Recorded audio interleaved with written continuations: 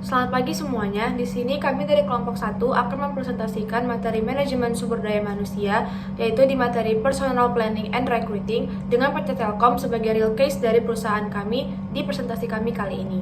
Kemudian untuk agenda dan alur presentasi kami pagi ini ialah yang pertama kami akan menjelaskan apa itu personal planning sendiri, definisi dari personal planning, kemudian tujuan dari adanya personal planning, kemudian lanjutkan dengan proses perencanaan sumber daya manusia di PT Telkom itu sendiri, dilanjutkan dengan apa itu sistem perekrutan, dan menyebutkan sistem perekrutan yang terjadi di PT Telkom, serta tahapan-tahapan yang terjadi untuk merekrut karyawan di PT Telkom. Selamat pagi semua, nama saya Wilson dan salam kenal. Halo semua, perkenalkan nama saya Kyundi Wijaya. Perkenalkan, nama saya adalah Syaputri dengan NIM 01011200165.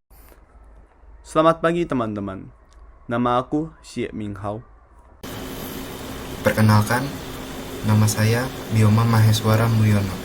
Materi Personal Planning and Recruitment ini juga mencakup mengenai job analyst, di mana job analyst ini bisa digunakan oleh perusahaan untuk mengidentifikasi tugas dari karyawannya serta menyeleksi bagaimana karyawan tersebut akan memasuki perusahaan mereka. Dan juga Personal Planning and Recruitment ini mencakup meliputi dari 3 poin penting yang terdapat di PowerPoint, yaitu perencanaan sumber daya manusia, kemudian rekrutmen karyawan, serta seleksi dari karyawan itu sendiri. Tujuan perencanaan karyawan. Perencanaan karyawan sendiri merupakan sebuah proses penentuan posisi apa yang harus diisi perusahaan dan bagaimana mengisinya. Tujuannya adalah untuk mengidentifikasi dan mengatasi kesenjangan atau kekurangan sumber daya manusia perusahaan saat ini dan kebutuhan sumber daya manusia yang sudah diperhitungkan perusahaan. PT Telkom Indonesia adalah suatu perusahaan yang bergerak di bidang jasa. Oleh karena itu, PT Telkom membutuhkan karyawan yang dapat bekerja sesuai standar kerja yang dimiliki oleh PT Telkom Indonesia. Dan juga memiliki standar kinerja pribadi yang tinggi. PT Telkom Indonesia perlu mencari dan meningkatkan kualitas kerja karyawan supaya tujuan target perusahaan PT Telkom Indonesia dapat tercapai sesuai target bahkan melampaui target. Seperti yang diketahui pada saat ini, perusahaan-perusahaan di bidang jasa telekomunikasi semakin banyak, yang mengakibatkan banyak persaingan dan yang semakin ketat.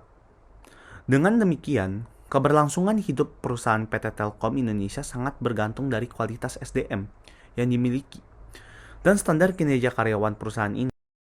Pengembangan perencanaan sumber daya manusia disarankan pada sejumlah nilai-nilai yang berlaku di dalam perusahaan, yang disebut sebagai Telkom 5C, yaitu Collaborative Innovation, Cohesion of Win-Win Partnership, Caring Meritocracy, Customer First, Commitment to Long Term. Saya akan menjelaskan tentang proses perencanaan SDM PT Telkom Indonesia. Telkom juga seringkali mengadakan pendidikan dan pelatihan berkala yang berfokus pada pengembangan serta perubahan kompetensi. Pelatihan dan pendidikan berkala diadakan biasanya terkait secara tidak langsung maupun langsung terhadap strategi operasional dan bisnis. Ada 3 titik berat yang diperhatikan serius oleh Telkom, terutama pada hal yang terkait dengan program pengembangan kompetensi karyawan, yaitu yang pertama, mengembangkan kemampuan karyawan sesuai dengan tuntutan pekerjaan yang berlaku di Telkom. Yang kedua, mengembangkan kemampuan peran karyawan di mana fokus dititik beratkan pada pengembangan kualitas pribadi. Kualitas pribadi pun pada giliran didefinisikan dan atau dipilih berdasarkan kategori peran tertentu. Yang ketiga ialah memilah sekaligus mengembangkan budaya yang berfokus pada pengaturan nilai perusahaan dan internalisasi. Kedua hal tersebut kemudian menjadi basis dan dasar bagi pembentukan budaya karyawan di Telkom. PT Telkom juga memiliki strategi pengembangan kompetensi yang sering dilakukan oleh Telkom untuk perencanaan karyawannya, yaitu ada 4. Yang pertama, DNA strategi. DNA strategi ini adalah pelatihan yang dilakukan untuk menggali lebih banyak informasi terkait dengan berbagai macam produk yang ditawarkan Telkom Group, yang meliputi konten, aplikasi, network, dan device. Yang kedua adalah accelerate strategi, yang dimana satu ini adalah pelatihan yang fokus pada akuisisi dan penetrasi. dan dalam banyak hal terkait dengan peningkatan proses bisnis. Yang ketiga adalah empower strategi, yaitu jenis pengembangan kompetensi yang berhubungan dengan peningkatan penjualan, pemberdayaan manusia, serta saluran pengiriman. Yang terakhir adalah lateral strategi, yakni jenis pelatihan yang mengarah kepada community marketing dan many-to-many marketing. Nah, lalu apa sih pengertian dari rekrutmen itu sendiri? Nah, rekrutmen itu adalah proses menemukan, mencari karyawan untuk menempati posisi kosong yang ada di perusahaan. Dan ini biasanya dilakukan dengan berbagai macam tahapan dan seleksi agar bisa menempati posisi kosong tersebut di perusahaan. Oke, saya akan menjelaskan sistem perekrutan PT Telkom Indonesia. Recruiting system oleh PT Telkom. Sistem perekrutan yang dilakukan oleh PT Telkom Indonesia ada dua jenis, yaitu dari dalam perusahaan. Perekrutan karyawan yang ada di dalam perusahaan PT Telkom Indonesia ini biasanya diperuntukkan khusus bagi karyawan yang telah bekerja dalam perusahaan PT Telkom Indonesia yang berguna untuk meningkatkan keterlibatan karyawan yang ada di dalam perusahaan. Dan juga perusahaan ini memberikan kesempatan berkarir di bidang mereka yang memiliki potensial untuk dapat melakukan pekerjaannya. B. Dari luar perusahaan, PT Telkom Indonesia merekrut karyawan dari luar perusahaan dengan berbagai macam sumber daya dan cara mereka peroleh. Seperti 1. Volunteers dan write-in. Pelamar yang datang dan menulis laporannya sendiri. 2. Rekomendasi dari karyawan. 3. Pengiklanan. Contohnya surat, kabar, televisi, majalah, radio, internet, dan media periklanan lainnya. 4. Agen-agen keamanan tenaga kerja negara. 5. Agen-agen penempatan tenaga kerja. 6. Lembaga-lembaga pendidikan dan pelatihan yang menggunakan tenaga kerja khusus bagi menghasilkan sumber daya manusia yang berkualitas dan siap kerja. Tahapan rekrutmen PT Telkom. Jadi dalam PT Telkom itu memiliki beberapa tahap di dalam proses rekrutmennya. Yang pertama adalah seleksi dokumen. Seleksi dokumen merupakan seleksi awal yang dilakukan sebagai persyaratan untuk mengikuti rekrutmen. Secara umum, syaratnya adalah surat tanda lulus, fotokopi KTP, foto berwarna, dan ijazah. Selain itu diperiksa pula kesesuaian jurusan dengan lowongan yang ditawarkan. Tahap 2, yaitu adalah tahap tes IQ.